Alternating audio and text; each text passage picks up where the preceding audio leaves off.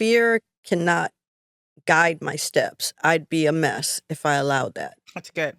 I wake up in the morning and I may not do the traditional meditation that people do, but before I open my eyes, I am in meditation. So am I. Yes. I'm in meditation, and I give thanks for so many things. I give thanks for the opportunity to see, to walk, to talk, to use the bathroom on my own, to let my feet get on the ground. Yes. And I'm just thankful. I am so grateful and thankful for every mistake I've made, for every wrong I've done, for every blessing that I've had, for every person that has been in my life, for every person who has ever invested in me, and has given me the opportunity to shine. Life be lifing. And sometimes the very thing that tried to break you becomes the fire that forged you into where you're always meant to be. Welcome to Out of the Fire. Today, I have a very special guest, luxury lifestyle entrepreneur, celebrity stylist, interior designer, travel curator, custom home builder, and one of the most creative, visionary women redefining luxury living today. From styling celebrities including Halle Berry, Ciara, Usher, Eddie Murphy, Queen Latifah, Common, Drake, and my business partner, Eric Benet, to building successful businesses in fashion, luxury design, custom homes, travel, curated experiences around the world, she has continuously evolved creatively and professionally while building a lifestyle brand rooted in beauty, intention, and elevated experience. But behind the luxury, the travel, the fashion, and the success is also the story of reinvention, entrepreneurship, creativity, purpose, resilience, and learning how to build a life that truly reflects who you are. Please welcome to the show my good friend, Dawn Marie Haynes. I need to take you on tour with me. Yay! I love that intro. Thank you so much. You're welcome. Well, thank you for coming on Out of the Fire. Thank you for having me. The funny part about you coming on Out of the Fire, we have known each other for centuries, a long time. High school. Yes, we started, and then you started styling my business partner, Eric Benet, in the Warner Brother days. And then we've all kind of done our own things. We call scattered, and now we're back together and building Eric's new look for his new rollout. And I have to say, you called me and you're like, homeboy needs some help. When you bringing me in, like, you need me back. And I called Eric and I went, we kind of do need her back. And it's so funny because I've done so many things since styling Eric in the early 2000s. Yes. And I actually said I was retired from fashion. Yes. I was like, I'm done. I can't stand them. I don't want to be around any more celebrities. I'm out of here. I'm building. I'm out. But he's always had a special place in my heart, as well as you. And I'm so proud of him and what he's doing politically. And I just said, I love this image. I love what he's doing, but he has some new music coming out. So let's match what he's doing and what he's saying with the music. And I just felt like, we were always, such a great pair, two Geminis and Eric, and we always just came up with great creative, visual, aesthetically pleasing looks for him. And he's so handsome. Yeah. Well, it's really funny because we have known each other a long time. You and I both are doers. We change careers, we change houses, we move, we do all these things. And sometimes we don't talk for years, but as soon as we talk to each other again, we're right back connected. We're like, and that's what real friendship's about. Absolutely. That's what real partnership is. Absolutely. And it's an honor to be here because I got to tell you, you did save us. So Eric and I had finished this new record. We're like this whole new look for him, which is talking about what's going on in the world. And I sent you the song. You happened to call me just to say hi. And you're like, he needs some help. I sent you the song and you came up with the whole vision in 2 seconds. Yeah. And both of us went, oh yeah, we forgot. She's a bossy bitch, but she's right on it. You know what I mean? So it was really just a great surprise and we really needed it. So we recognize when we don't have that lane and when we need it. Yes. And it's really being like a creative director that we really needed. And you came in and kind of helped us with that creative direction. I think what happened is like the universe really comes into play with all of this. Like, I dreamt about him.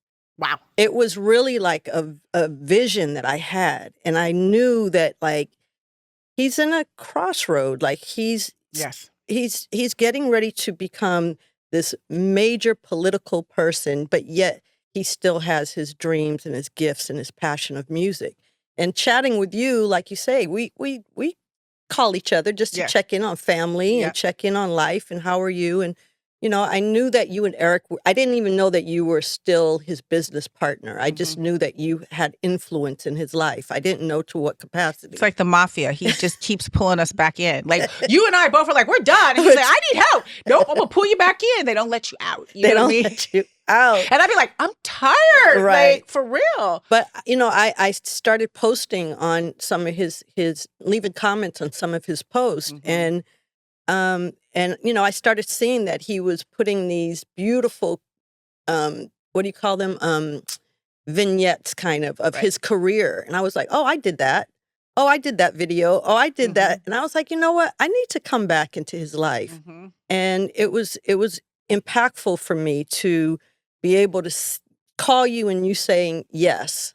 I talked to Eric and he said yes. Yeah. And that's all I needed to hear. Well, you know what? When people do great work, and when you get along with people, you sometimes, like I said, sometimes you separate, but you always come back. And the true test of this business, if they want you back and if you can come back. And that's the true test of you doing a great job. Just like when Eric needed help, he hadn't made a record in 8 to 10 years. He calls me up and he's like, I don't know what I'm doing, but he trusts me. And I said, well, you're going to trust me because we're going to go use some new producers and stuff like that. So getting off of that, just give us a little background. I know you were where you were born. You were raised in L.A., give me a little background on where you're from and everything so the world knows. I'm Cape Verdean. Both of my grandparents were born in Cape Verde Islands by Portugal. So my mother pretty much was a great impact in my life in terms of fashion. She owned a boutique. Wow. And the only Black woman in downtown Massachusetts in New Bedford. And as a little girl, I can remember her coming back from her travels. And I have 2 older sisters who, you know, was very excited to see what my mom was bringing back or what was being shipped in. And as soon as they opened the boxes and pulled the clothes out, I would jump in the boxes and have my own imaginary world inside these boxes. But I could hear my mom's friends, my sisters, with these really beautiful sounds that came from their soul when they were looking at these gowns or these dresses. Ooh, wow. And I couldn't understand, how can a piece of clothing move your soul so much? And so I think that intentionally I was listening, but yet I had my own little world going on. And over the years, I wanted to become a lawyer. I went to Long Beach State University. I was president of the Black Law Society. I had, I know. These are things. I did not know that. Yeah. I was very political. Amin Ra, Maulana Karanga, Khalid Muhammad, Farrakhan, Maxine Waters, all of these people spoke at my school and we invited them. And we would do sting operations with Don Jackson, police officer. I mean, there was a lot of things that happened in my life that took me into this political world. So I kind of became like this political activist. I moved to D.C. Wow. Yeah, I know. There was a lot of things that happened in between fashion. And Tina Marie had a great impact on my life since I was a young girl. Bringing up Tina Marie. Tina Marie gave me my first album credit ever because I actually typed on a typewriter all her album credits at CBS Records. That's how old I am.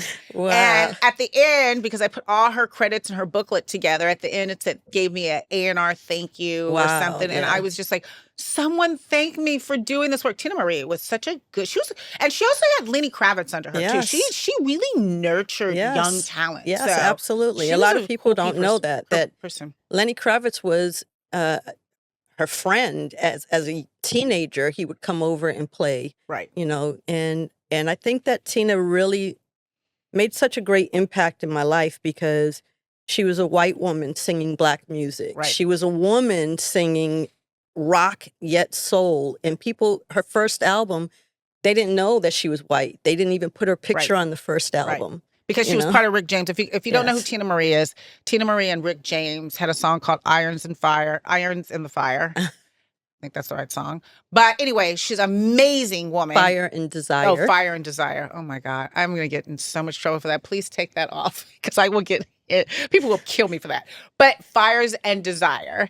And she was just an amazing singer, but she was a cool chick. She really was. Period. She was a cool chick. She really was. She used to come up to CBS and I was a secretary. She'd come up and sit with me and talk to me, and she would invite me to parties, and she was just dope, like for real. Yes, she was. So, okay, so how did you jump in? You moved to LA. You went to high school in LA. I went to high school in LA. You went to high school with my cousin. Mm-hmm. Yeah. My father passed away when I was 12. Okay. And sorry about that. Thank you. My father was one of the inventors and marketing geniuses behind Silly Putty. I did not know that. I know. These are great things, right? right? Oh, my God. Silly Putty? Yes. Wow. I know.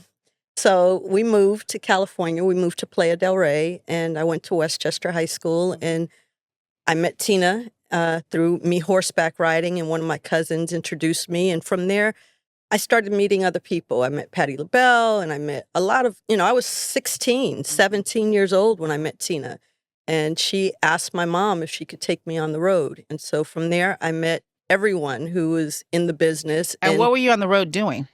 They called him a valet. Okay. And I use this word, and sometimes it makes people upset, but it's a glorified flunky. You do everything. As you go get them food, you give them their drinks, you give them their drugs, you give them whatever they need. You know what I mean? Go do this, 3 o'clock in the morning. My bunk is, there's 12 bunks in the bus, and then the stars in the back, and, the door opens, and, I'm a light sleeper, and it's, Dawn, I want waffles. Tell the driver to pull over at the next Waffle House. Wow. So everyone would get up, and I would go and do what she asked me to do, bring it back. But I also got to hear and see how music was made. And, she gave me a lot of responsibilities along my time of being with her, 17, 18, 19. I learned road management. I learned contract negotiations. And so to me, law school was no longer on the table. No. I was traveling the world. Once you get the entertainment bug, it's hard to go back to anyone else. Okay, anyway. It is hard. Yes. And those checks get better and better. Yes. And so, flying first class and meeting other clients. And I started an agency, Dawn to Dusk Agency. I remember that. And that agency came about because I started meeting other celebrities and touring with them as well, and making more money than most people did on the road, and getting my checks on time, whereas a lot of other people were waiting. And they would come to me, hair, makeup, wardrobe stylists, and photographers, and ask, can you help me to collect my money, to negotiate my day rates, my travel days? I was like, sure. And out of nowhere, Lillette Littlejohn, I don't know if you know her, Roberto Leone, Troy Jensen, Sam Fine. I started representing all of these major people in the beginning of their careers, and eventually, and the creative background. So people who are stylists, makeup artists, hair design, photographers. You have photographers, exactly. Photographers, and so I started representing them, and I created this agency for mainly Black artists that were not getting signed to Cloutier or Michel Pommier or any of the other agencies, and so. And I was making 20% from them and 20% from the label. And so I would be on the beach doing deals, for my artists, and making sure that they were flying, if not business class, first class, and making sure that they were staying at the hotels that the artists stayed at. Whereas the dancers and the band might have been miles away. Right. My hair, makeup, wardrobe stylists, photographers were staying in the hotels with them, because it's important to make that connection with your artist, Right. And if I'm designing, if I'm styling, and I have a room full of clothing, it's important for me to be next door to Hallie. Right. You know what I mean? And how long did you have this agency? Woo, girl. I think maybe for 25 years I had Dawn to Dusk Agency. And as time went on, there were other Black women that started opening their own agencies as well. And yeah, I think that it was a great time. I mean, because if you mentioned the people that I styled, but in essence, my hair, makeup, and wardrobe people, we cornered the market. We had Mary J. Blige, Naomi Campbell, Tyra Banks, Jada Pinkett Smith, you name it. If I wasn't styling them, my hair and makeup people were doing TLC. So you built this agency out of just Well, one, no one's messing with you and your money because you're very straight up. I mean, I think that's a Gemini tactic. I think we're Bitch both better like that. have my money. You better have my money. I don't do anything for free. No, but it is. I'm also one of those people that even when I'm hiring somebody, I say, well, how much is this going to cost? Yes. Immediately. That's the first thing I bring up. So people don't wonder, oh, when do I bring money up? Let's bring money. Let's get the elephant out of the room now. So we know so we can move on to the creative fun part. Yeah, and it also allows for my first question is, what is the budget? Right. Because I don't want to. And I always say, I don't have one. Well, before you guys were WB at Warner Brothers. We had big budgets then, Well, yeah. Yeah, then it was different. Yeah. But I mean, it's not always about money. It's about the relationship. And I worked with Quincy Jones for 20 years. He was like my dad. Right. It wasn't about the money. It was the things that I learned when I was in the room with him while he was doing interviews like this, and the people that will walk through the door. Here comes Oprah. Here comes Steven Spielberg. Here comes, as he called him, Bubba, Bill Clinton. Here comes Hillary Clinton. And they're in the room. And I'm also having conversations with them. You know what I mean? And sometimes it's just really I like to say it's quality, not quantity. It's not about how much am I making? What am I learning? How am I making an impact into the world too as a wardrobe stylist? You know what I mean? There were times where I was able to create images that made an impact, with Common or with Ludacris or with Usher. I did Floetry, I did Jeanne, I did Monica. I styled a lot of people, and it's so wonderful now to watch. Here we are in 2026 and watch younger people still in awe of Queen Latifah. And I styled Queen Latifah. And I styled Floetry just did a show. I know. Everybody went crazy. I know. They just came back out. I went to the opening night in Philly. I hung out with them. It was incredible. We talked about how they were 22 and 23 when they came out. You know what I mean? When they were doing these songs, that still to this day it's making an impact on the world still. Yeah. Well, that surgence of the 90s music is definitely back. Absolute. What was your first breakthrough moment as a stylist? Was it with Tina Marie? Because you were saying you were more her assistant. So what was your breakthrough moment as a stylist? Like when you said, I'm that girl right now. You know what I mean? Like, I'm the one. I'm the stylist. I think it was Queen. Queen Latifah was wearing kente cloths and her crown and Motown at that time was really changing things. And she was signed to Motown and through Flavor Unit. And we had a mutual friend that told her about me. And we took a meeting and we clicked. And like I said, she was coming out of the African garb, and was ready to really make an impact. And so they hired my photographer. They hired me. They hired, I think, my makeup artist, and she brought her own hairstylist in. And we flew to New York, and I had yellow taxis pull over. She was standing on the hoods. There's a lot of pictures that didn't get released, but I just put something on my stories the other day, and thousands of people liked it, and Queen also liked it. So, I mean, and again, that was probably where I realized, okay, what we're doing is impactful. People weren't on the red carpets. They weren't interviewing stylists yet. Right. But Halle then kind of put me on. Like, Halle always gave me kudos. Like, she'd be on The View and, Star Jones and Barbara Walters. And she got you through Eric.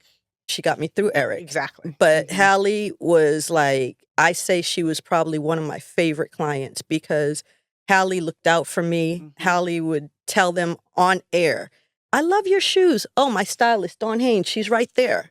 We're on the red carpet. And she would say, oh, she's right there. Wow. Joan Rivers would be interviewing her. Who's your stylist? They weren't asking, questions about how did you prepare for this role? Right. They want to know who. She's always been a great dresser, though. Yeah. She's got good style. She definitely does. Yeah, she does. She has impeccable style. She really does. And it's not hard to make her look good. No. She's in good shape. She rolls over and she's like, okay, what are we doing today? So, and who has been the biggest celebrity that you styled?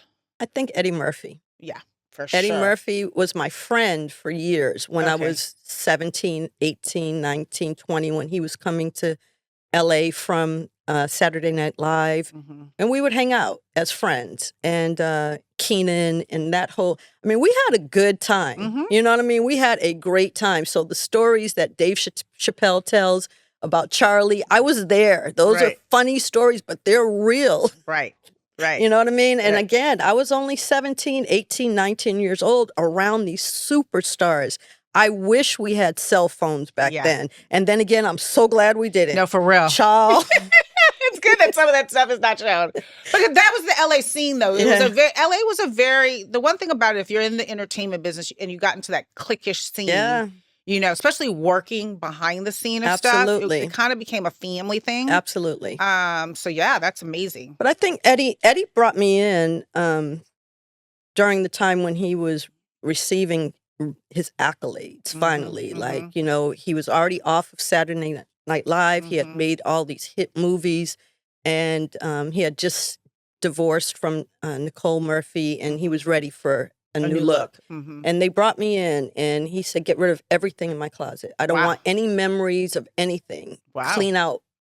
And I mean, his closet's huge, like the size of this room. Right. And so I did. And there was never a time that he asked, how much is it? He wanted new shoes. He wanted new pants. He wanted everyday stuff around the house. He wanted red carpet stuff to go out on dates. And it took me about 3 months. And I made this man's closet every day when he stepped out. You know, he was clean. He's classy too. He has a great look. He really does have a great look. Yeah, and he wears clothes well. He's confident. And I think that that's part of as well, you know, working with these people who are confident. They don't question me. They are just, okay, is this what I'm doing? And so I did Eddie for the Oscars. I worked with Tom Ford on a couple things with Eddie. Awesome. I worked with Usher. I did some stuff with Valentino. With Halle, I worked with Roberto Cavalli. Yep.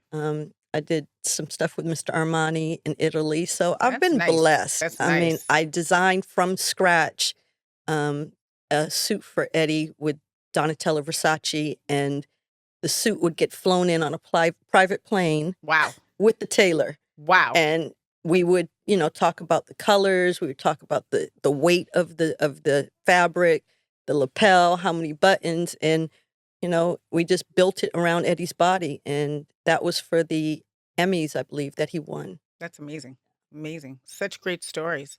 So who's your favorite designer of today?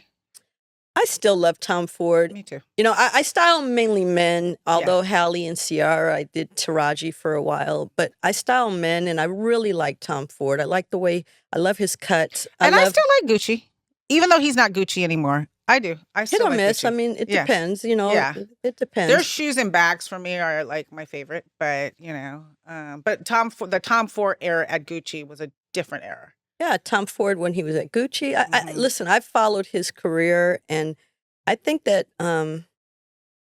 he is a master of what he does. I would love to be in his presence, like in his home. I know his home must be impeccable, you know. So from fashion, it was easy. Where for is me he based to now? make that transition. Is he in Milan still, or is he in New York? Or I think he probably has several homes. Yeah, I'm sure. Yeah, several countries. I'm sure he's doing okay. Yeah, he might even have a yacht Tom or Ford, two I need somewhere. you on the show so we can talk about what you're up to. So let's switch a little bit. Give me some of your most difficult times being an entrepreneur, because this is out of the fire. Wow. And I know you've had your ebb and flows in this business, like all of us. Yes. Let me hear about the most difficult time. Maybe it was the time that you had to let go of the agency that you were transitioning. I don't know. You tell me. There's been a few. The one that comes close to me is that I remember making a lot of money, $1 million or $2 million. And I was, again, fairly young. The agency was doing well. And I started investing. I invested with Solomon Smith Barney when it was Solomon Smith Barney. Now it's just Smith Barney. And I got into this margin account, and I had no idea what a margin account was. I was about to say, what's a margin account? Oh, baby. Yeesh. It's a whole story. You can lose a lot of money, right? You know, in stocks. You could make a lot of money. And I didn't know what a margin account was. And basically you bring in 100,000, 50,000, you make your deposits and you let your money flow. But sometimes if the market drops, you have to bring in more money to cover that. Mm-hmm. Anyway, that's one. I lost a lot of money in the margin account. And I didn't know. I got a lawyer. We ended up suing them and we won. I got my money back. Wow. Like we said, Geminis don't play that. No, don't mess with our money. We coming after our money. No. Where's my bag? That's crazy. And this was with a big company. This was with a big company, and we sued them, and I won. Mm-hmm. Good for you. The second time was I fell into this Ponzi scheme. And again, I didn't know what that was. I invested a lot of money. Mm-hmm. Thank God I had a track of my money, but you would get a return and they would show you like you were investing in property. And I love property. I love real estate. I saw deeds. It looked real. I went to their office space. It looked real. I had meetings with them. Little did I know, there were some Lakers involved that lost money. There were some actors involved that lost money. There were some attorneys, which today makes me feel good because I was like, so You're I wasn't an attorney a dummy. And you were reading the contracts and you lost money. And so I had to go to the SEC. I had to go to the FBI. Wow. I had to take depositions. It was scary. And it was a street dude that had a Ponzi scheme. It had a Ponzi scheme. And people were falling for it. And we were falling for it. And I lost money while I was building my first house that I bought. And I was living in a condo in Hollywood. And I had bills. And I invested thinking I was going to get this return. And was that the majority of your money you invested in? Here's the thing. I've always had good credit. Right. I always pay my bills before time. All right, let's take a note. And on time. Keep your credit good because it can bail you out of problems when you need to borrow. Yes. So that was one thing that I had to fall back on. I had credit. And I had just bought this beautiful home in Glendale. It was my first house I had ever purchased. And it was more than $1 million. Mm-hmm. And I had a condo. And I had a couple cars. And I was sick to my stomach. I couldn't eat. I was throwing up. It was coming out of all holes. Because you were worried about the money. I was worrying about this money. And as an entrepreneur and still being in this entertainment industry, I had to live up to, I couldn't tell the whole agency, hey, we might be closing soon because of this. But thank God, again, more clients were coming. So I was able to cover my bills. I was able to still eat. I was able, but my hard-earned money was. And did you get your return on that? Well, we ended up going to court, and he went to prison. And I think sometimes that was enough, honestly. Mm-hmm. I didn't get that money back, but I started investing in real estate, and I got an SBA loan. Mm-hmm. And at that time, I was working with Christian Audigier, who owned Ed Hardy. He owned Von Dutch. Mm-hmm. And he was teaching me how to start a clothing line. I had just helped True Religion, Juicy Couture. Juicy was two women who had a little trailer. Right. And they used to give me boxes of clothing to give to Hallie and to give to my clients. The velour sweatsuits. Remember the purple, the green, the lime? I had every color. They would just give me boxes. Yes. They had a little trailer, and I would take them, and Hallie wore, I think, the purple one. We did a Cosmopolitan shoot or something, and all the little girls that were on set, you should wear that. They were telling her, we had racks of clothes. Right. You should wear that. And I think that she was probably their breakout. And hence, many years later, billions of dollars they've made. True Religion, I used to put on Usher and Omarion and Common, whoever I was working with. And did you ever start your own clothing line? So that during that time, that was 2005, the market crashed. Mm-hmm. And there a lot of things happened. 2005, 2006, when I did get my loan, and the idea was to have a line in Barney's or in Saks, and no one was spending $300 or $400 on T-shirts anymore. Mm-hmm. That wasn't the thing. Mm-hmm. So I bankrupted my company. Mm-hmm. Wow. And so I wanted to bring that up too. I'm glad we brought this up. That I feel like a lot of people feel like when you have no other alternative, and you file bankruptcy that you're a loser, or some people have even committed suicide over the idea of bankruptcy. Yeah. Listen, it is there for a reason. When you just can't do it anymore, it is okay. Life be lifing. Right. And I filed bankruptcy, and I had good lawyers, and I had business people around me who said, it's okay. You'll get back on your feet again. It is okay. I'm glad you brought that up, because we all, like I said, it's our ebb and flow. Yeah. We all go through challenges, and bankrupts. I know a few people that have had to bankrupt their company so they could keep going, so they could get the debts off of them, and they could restart. Yes. So let's talk about the restart. How hard was it to restart after you went bankruptcy in your business? You still had your personal credit. So how hard? Well, you lose your personal credit too at that point. Okay. But so, because I'm the co-signer of my business, you know what I mean? Yes, we learned so many things now that, you try not to put anything in your personal. Right. You try to keep everything separate. But I'm the only person that can sign for my company.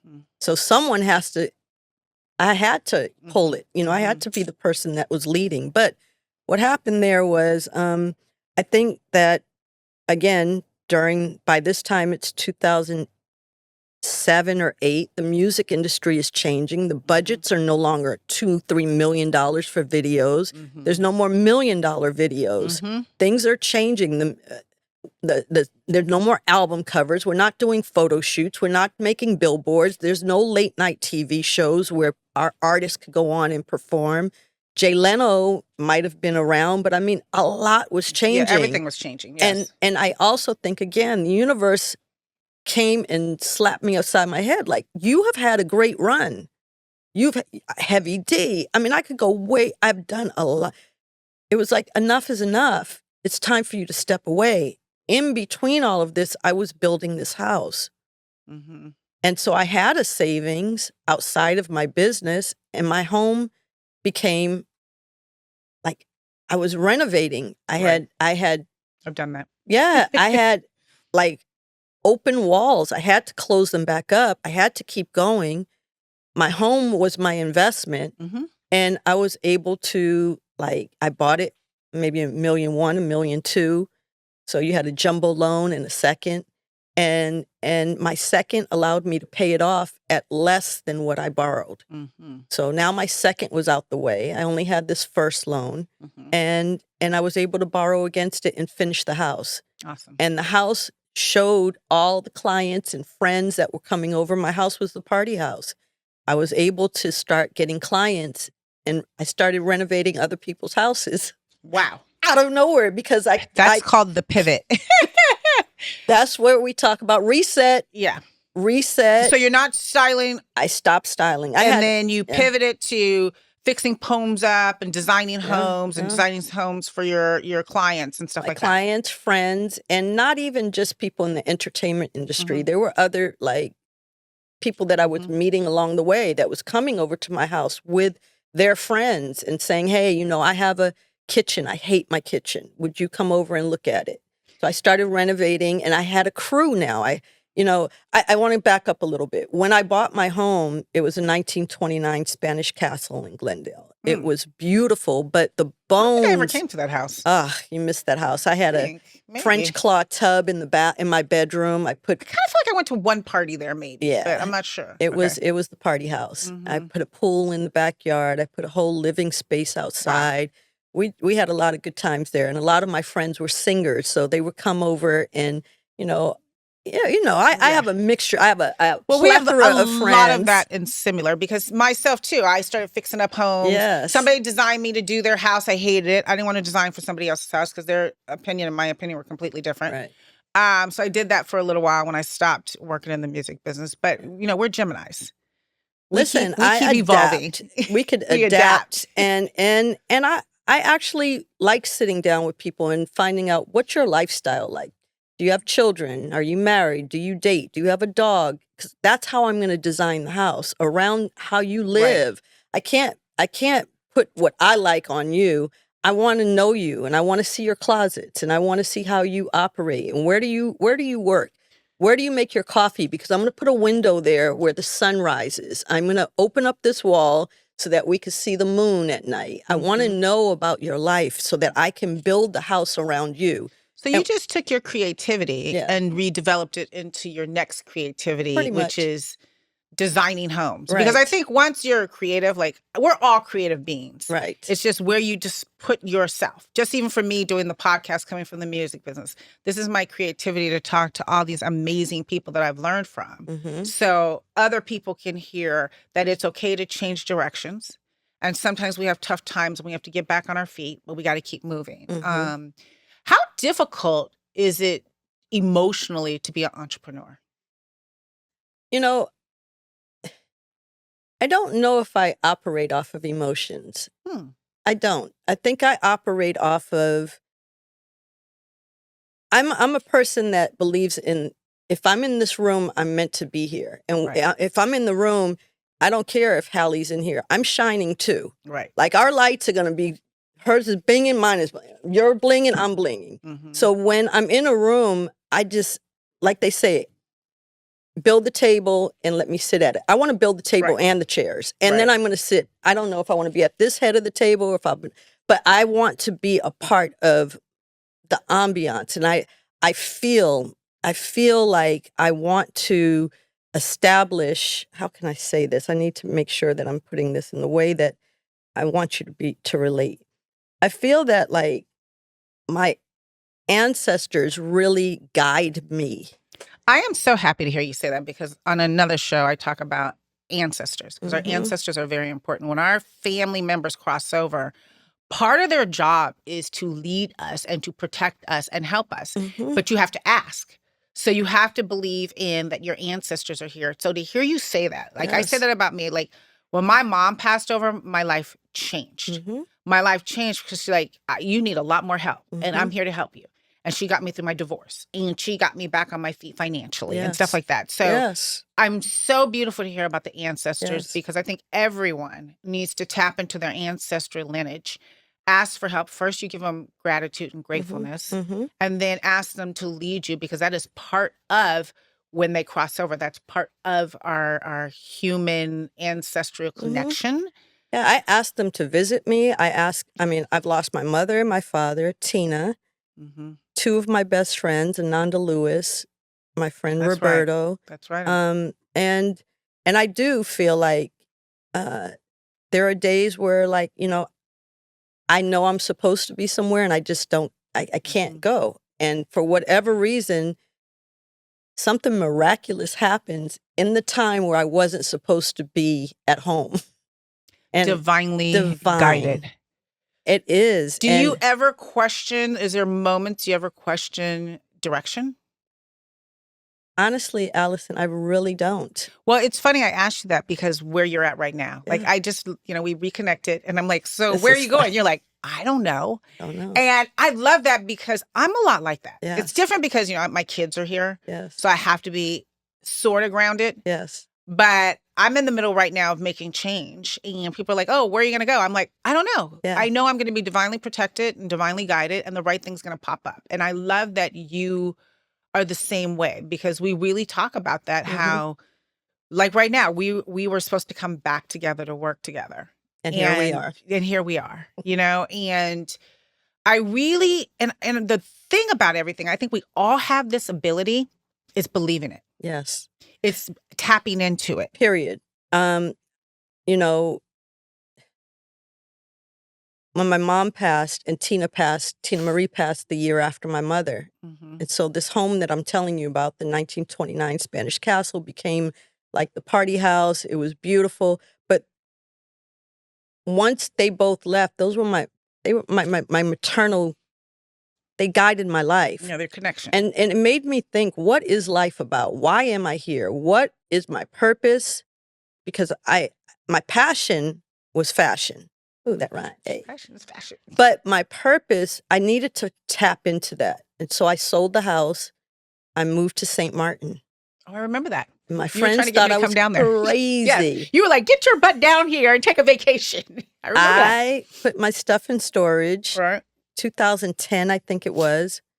I had some relationships. I was ready to just kind of like be free. And so I shipped some things over. I got a house out there. 2 of my friends came to visit, and they asked me, "What are you going to do now?" I said, "I'm continue to renovate homes here. I want to do interior, but I'm going to open a vacation property rental business." I never did that before. I'm going to do that. 250 people later Wow. that came to the island, that stayed in the home that I had, a 6-bedroom home on the beach, pool. I had, it was beautiful. It was still just very me, though. Flip-flops every day, shorts, come in. I served them. I would make drinks every day. I would tell them where to go, the guests that would stay at my house. Wow. And I had a couple ladies who worked for me, and we would pick flowers in the morning and put it out on the table and have And how long were you down there in St. Martin? 2.5 years. Wow. Amazing. And I loved it. I mean, I became so connected to the earth. I was walking around with no shoes most of the time. I didn't care about fashion. I was connected to the earth and Mother Nature and hearing the waves in the morning and going out and meditating and breathing and just not being in traffic and not caring about what people thought about me. I was probably turning 45-ish, 40, 45, and I really didn't care anymore. Right. Like for so many years, I'm sensitive. I am a sensitive. I tap in. I have so much empathy for animals and people who, just want to learn. I've had many interns who are successful today because I took time out to be with them. Wow. And that is important to me even till this day. Like, I want everybody to ask me anything you want because I have wisdom, I have knowledge, I have experience. If I don't know, I know someone. 9 degrees, 7 degrees, 6 degrees of that's why the separation. podcast is here, because I want to help people. I want people to know that they can do the impossible. Absolutely. Because I've done the impossible. Absolutely. I also want people to know that resilience it's so important. Yes. And that usually the darkest time in your life becomes once you're through it, it becomes the best time of your life. Man. So you never can quit, because then you really appreciate that hardness that you went through. And I've been through, I mean, some of my drama. I have been through a lot, just like you have. We all have. And that's part of life. Personally, emotionally. And the darkest times have turned out to be, once I'm through it, that I wouldn't have this podcast if I didn't go through hell before this podcast. Absolutely. I think that we have to, we internalize things as well. I think the hardest lessons take the longest to learn. Sometimes you continuously repeat them and you repeat them. And it's like, why am I here? But that is what I felt like going to St. Martin really gave me an aha moment. I will never get caught up in the cycle of work. I don't want to do that anymore. I'd rather have less. Yeah. And that's what's going on now. Here we are, 2026. Me too. I built another house in Palm Desert. Palm Desert, right. I bought it dirt cheap. I renovated it. I borrowed money. I paid it back. I borrowed money. I paid it back. I built this beautiful home. I got awarded by one of the biggest Modernism Week. They awarded me as a best designer, probably the first and only Black woman to ever get this award. Wow. So I had 450 people buy tickets who traveled the world to see homes to come and see what I built. Wow. I drive tractors, I break concrete, I have a sledgehammer that's one of my best friends. I can go into anybody's house and remodel and renovate. And I learned so much from the craftsmen that I surround myself with. Right. But with all of this, I have knowledge and I know that I have something to fall back on, and I don't know what's next for me. But I just sold that home and people were asking me, where are you going to go? Where are you moving to? And I didn't know up until maybe 3 months ago, something like that, hey, how about Miami? Well, I think there's a time that you come in your life where I love what you just said about you don't have a game plan just yet. No. You don't know. No. And not being afraid of trying something new and not being afraid at any age. People I know a lot of people I grew up with, they give up. Yeah. They have a job. They have this dream, but they don't think they could ever get to their dream. So they just don't even try. Half of it is putting one step, baby steps to try to get where you want to go. First, you need to know what you want. And if you don't know what you want, say, I don't know what I want. I'm just going to surf around and figure it out. Yeah. And I do think you get to a certain age, because I know I'm there, where it's like less is more.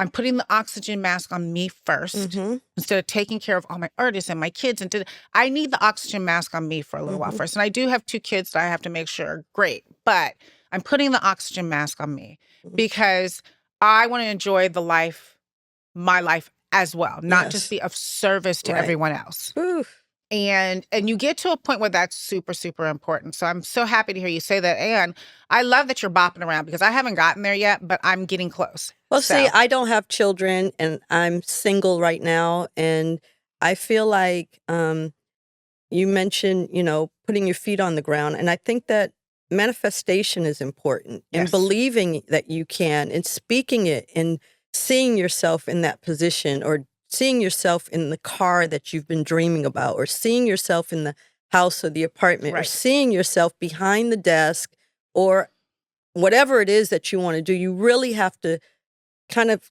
visualize your let yourself go before you go. And sometimes even that might not be what you want, but at least you've experienced it. That's so funny you said it, such a rep that you say, like, I bought a new house 2 years ago. So I was like coming through my divorce and I was like, I got to get this new house. I got to get my beautiful new house. So I get this beautiful new house. The week I move in, I go, oh, I really don't need this big of a house. Oh my God, what did I do? But it was something about getting there. And once you get there, you go, you know what? I fixed it up. It's beautiful. Now I'm ready to transition out that house. I have the house on the market. So, because I want smaller, and it really is having those aha moments and having the courage to say, okay, that wasn't for me. Right. But what I'm hearing from you, which is most important, is you're listening to your instinct. Yes. And you're listening to your universe, your God, whatever you call it. Yes. And that will never lead you wrong. Never. And I know that I operate on faith. I've never been afraid of anything. My dad, I think, instilled that in me, and he instilled in me the idea that I can win.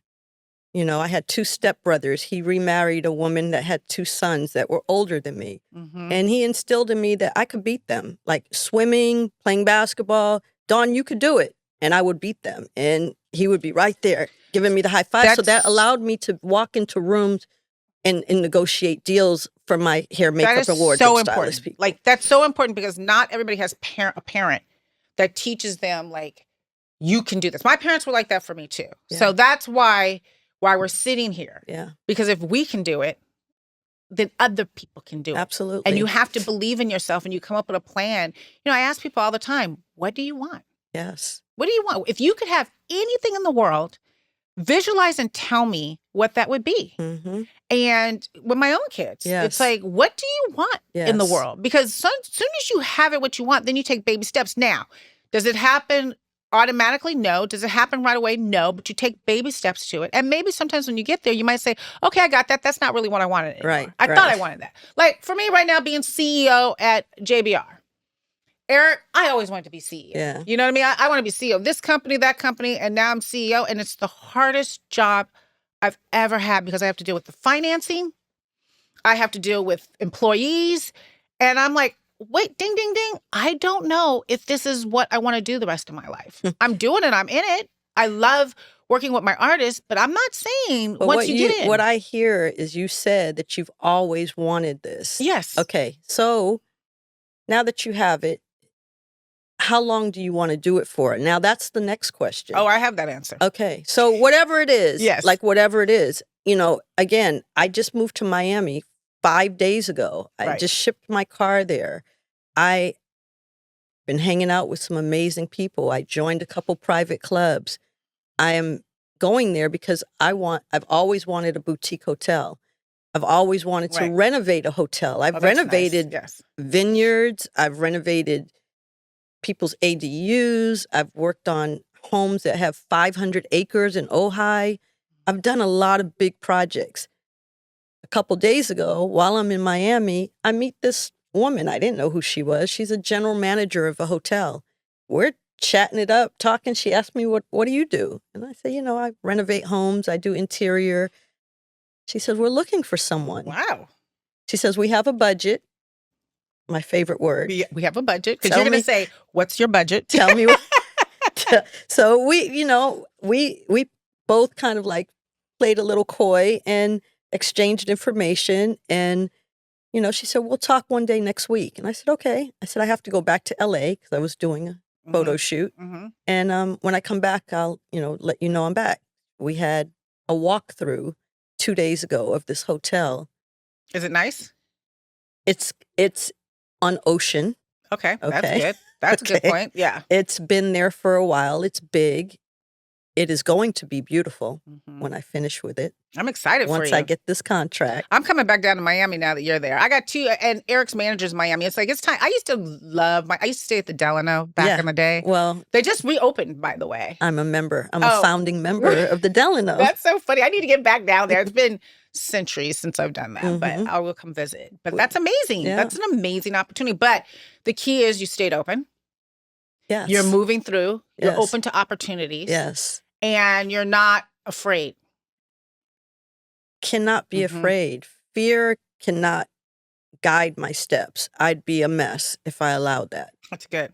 I wake up in the morning and I may not do the traditional meditation that people do, but before I open my eyes, I am in meditation. So am I. Yes. I'm in meditation, and I give thanks for so many things. I give thanks for the opportunity to see, to walk, to talk, to use up. The bathroom on my own, to let my feet get on the ground. Yes. And I'm just thankful. I am so grateful and thankful for every mistake I've made, for every wrong I've done, for every blessing that I've had, for every person that has been in my life, for every person who has ever invested in me, and has given me the opportunity to shine. I am thankful. I'm so thankful. I believe that gratitude, I wake up every morning with gratitude. Yes. I really do. And even with the hard stuff, it's taught me so much. It's propelled me so much. It's taught me how strong I am. Yes. And how resilient I am. Yes. And I think really why I'm sitting here, why this podcast is so important to me is to show people that with gratitude and direction and knowing you're not alone in the world, that we all have our challenges, that you can do anything you put your mind to and be successful at it if that's what you want to make you happy. But the core to this world for me right now is, are you happy? Yes. So are you happy? I am ecstatic. That's awesome. And, I'm ecstatic about the little things, and moving to Miami and to where I live right now on the water. And when I get up in the morning and I go downstairs and the doors open and there are palm trees and you can hear the birds, and I walk. I am walking more now than I've ever walked in LA in my life. And I walk and I'm noticing and I'm talking to people and I'm meeting strangers on the street and I'm riding bikes and I'm actually enjoying my life. I'm enjoying it. I could say that I've lived in LA. I've done, a bike ride. We could go play volleyball, but not like this. It's like my cipher, my aura is open and I'm attracting light. I'm attracting amazing people. And they don't, it's not success. It's not about they're rich or this is the car they drive or blah, blah, blah. It is a light that I'm drawn to. And I'm so grateful for that too, that I can recognize it. Right. And not everything is going to be perfect. And that's okay too, because that allows me to really understand that, like, I'm still growing. I'm still baking. Right.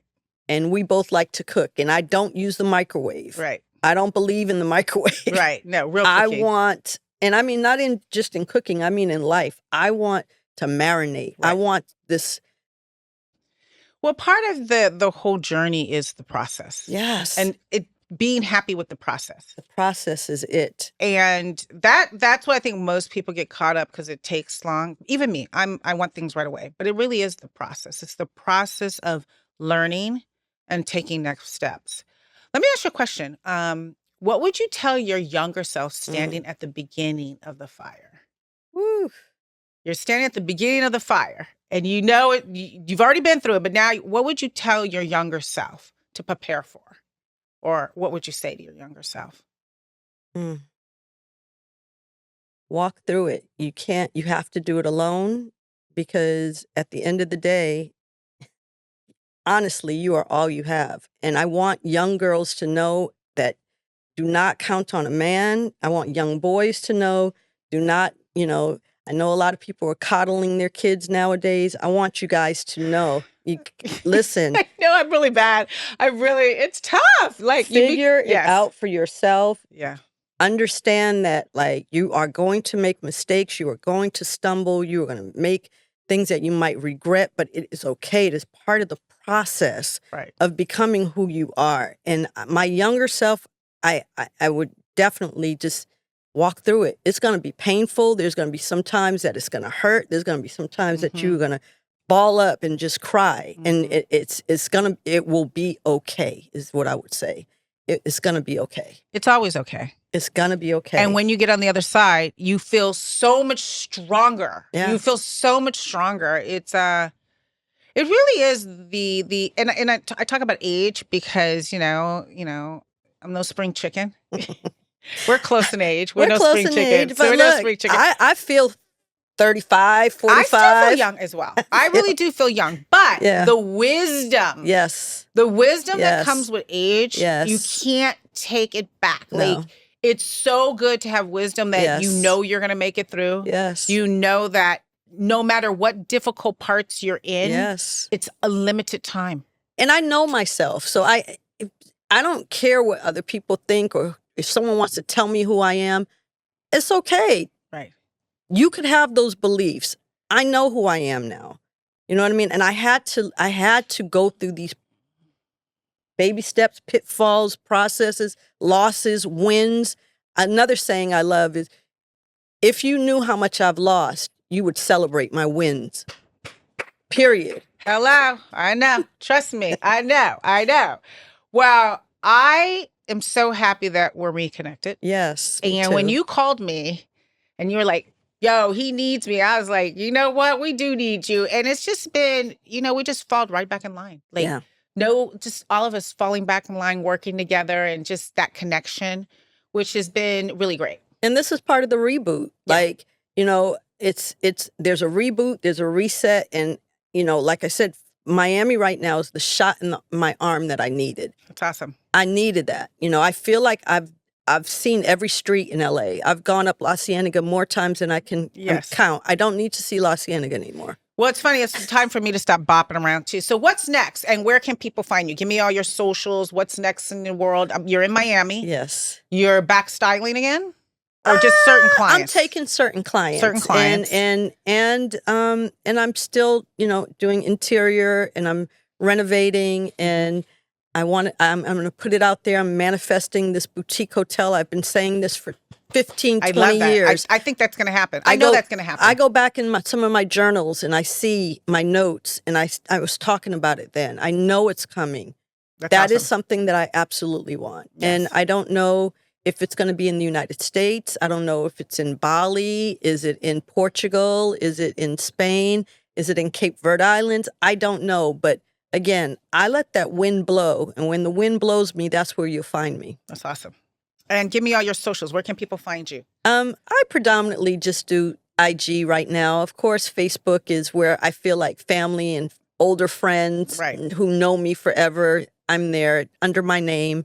Everything is under my name, Dawn Marie Haynes, Dawn Marie Haynes Inc., or Dawn to Dusk Haynes, which was my former company. Awesome. And I do TikTok, but TikTok is kind of like my sneaky leak, where I go and I flirt a little bit, and I'm a little more risque over there. Oh, wow. Okay. Have you ever been on the dating apps? Now that I'm all up in your Kool-Aid. I am not.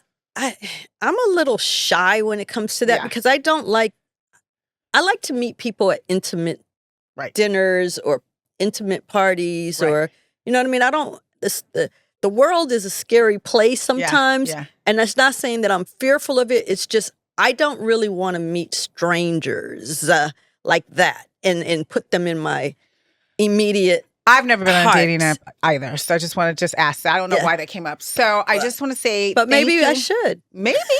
I don't know. I'm scared of dating apps. I don't need 50 first dates. No. 1 or 2 dates is good enough. I know what I know when I see you. Yeah, exactly. You know that in that connection. We old school. I love the connection. Well, I want to say thank you so much, Dawn, for joining us today. And thank you for everyone listening. No matter what season of life you're in right now, remember this. Fire can destroy, but it can also refine. Ooh. Thank you for joining us on Out of the Fire. Thanks for tuning in on Out of the Fire. Please come join me, follow, share, like YouTube, Amazon, Spotify, Apple. And come join us so I can have more great guests. Thank you.